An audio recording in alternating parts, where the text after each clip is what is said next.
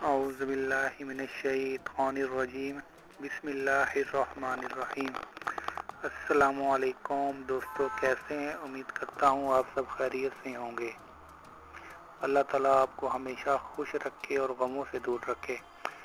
تو بھائیو، آج میں آپ کے لیے بہت اچھی اور عمدہ ویڈیو لے کر آیا ہوں جو عملیات کے حوالے سے ہے۔ آج میں آپ بھائیوں کو بتاؤں گا کہ استخارہ کس طرح کیا جاتا ہے، استخارہ کیوں کیا جاتا ہے۔ ٹھیک ہے جی، استخارہ کرنے کے مختلف طریقے جو ہے وہ اسلام میں بتائے گئے ہیں۔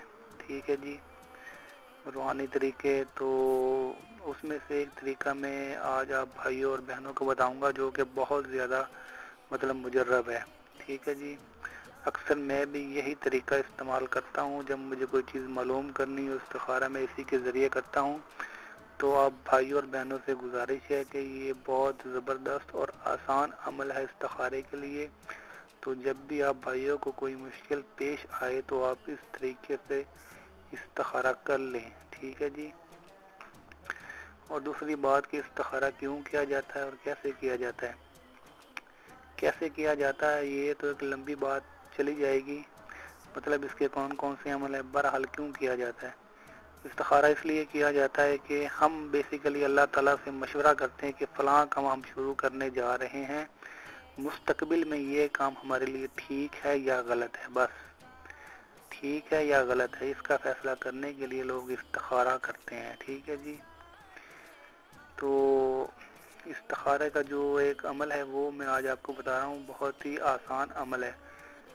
یہ اس کی پابندی نہیں ہے کہ یہ استخارہ جو میں آپ کو بتا رہا ہوں کہ آپ نے دن میں کرنا ہے، رات میں کرنا ہے، جب آپ کا دل چاہے آپ یہ استخارہ کر سکتے ہیں۔ ٹھیک ہے جی، تو آئیں چلتے ہیں اپنے وظیفے کی طرف۔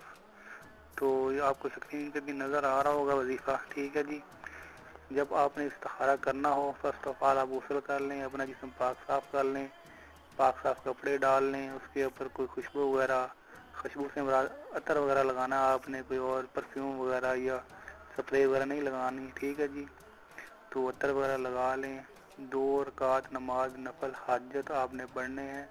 حاجت سے مراد استخارے کی مطلب روح سے آپ نے پڑھنے ہیں، استخارے کا ذہن میں رکھ کے اور اپنے کام کو ذہن میں رکھ کے، اور جب آپ استخارہ کریں تو اپنے کام کو، مطلب جس کام کے لیے آپ استخارہ کر رہے ہیں اس کو ذہن میں رکھیں۔ ٹھیک ہے جی، اپنا ذہن بھٹکنے نہ دیں اس کام سے۔ ٹھیک ہے جی، فرسٹ آف آل آپ نے جو ہے 2 رکعت نماز نفل پڑھنے ہیں، اس میں پہلے سورۃ فاتحہ پڑھنی ہے۔ اس کے بعد آپ نے پارہ نمبر 30 میں سورۃ ہے اذا جاء، ٹھیک ہے جی، وہ سورۃ آپ نے اذا جاء پڑھنی ہے ایک بار۔ ٹھیک ہے جی، پہلی رکعت مکمل کر لینی ہے آپ نے۔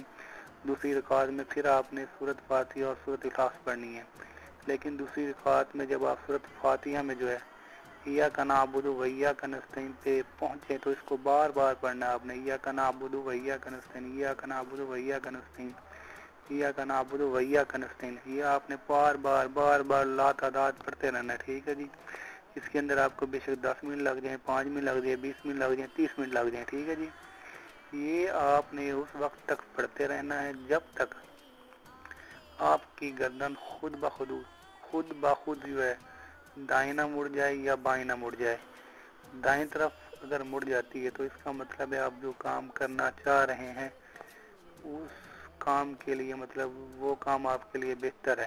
ٹھیک ہے جی، اگر آپ کی گردن خود بخود بائیں طرف مڑ جاتی ہے تو اس کا مطلب ہے آپ جو کام کرنا چاہ رہے ہیں، جس کام کے لیے آپ نے استخارہ کیا، وہ کام آپ کے لیے درست نہیں ہے، کریکٹ نہیں ہے، اچھا نہیں ہے۔ ٹھیک ہے جی، دائیں طرف آپ کی گردن مڑے گی تو آپ وہ کام کر سکتے ہیں، آپ کے لیے اچھا ہے۔ بائیں طرف اگر مڑتی ہے تو وہ آپ کام نہ کریں، وہ آپ کے لیے برا ہے۔ ٹھیک ہے جی، اور اس کے بعد آپ یہ جب آپ کی گردن مڑ جائیں اس کے بعد مطلب آپ سورۃ فاتحہ کو کمپلیٹ کر لیں، اس کے بعد سورۃ اخلاص پڑھ لیں۔ ٹھیک ہے جی، اس کے بعد آپ نفل جو ہے کمپلیٹ کر لیں۔ ٹھیک ہے جی، اس کے بعد اللہ تعالیٰ سے مطلب اپنے کام کے لیے جو بھی آپ نے کرنا ہے وہ دعا مانگے۔ ٹھیک ہے جی، تو یہ ایک استخارے کا عمل تھا جو آپ بھائیوں سے میں نے شیئر کیا ہے، بہت زبردست عمل ہے۔ ٹھیک ہے جی، جس بھائی کو کبھی کوئی مشکل پیش آئی ہو، کوئی نیا کام کرنا چاہ رہے ہوں تو اللہ تعالیٰ سے لازمی مشورہ کر لیں، استخارہ کر لیں۔ ٹھیک ہے جی، بہت اچھی چیز ہے۔ تو آپ بھائی یہ لازمی کریں، ایک دفعہ لازمی کر کے دیکھیں، بڑا زبردست یہ عمل ہے، ٹھیک ہے جی۔ تو یہ میری ویڈیو شیئر کر دیں تاکہ زیادہ سے زیادہ لوگوں کا فائدہ ہو سکے۔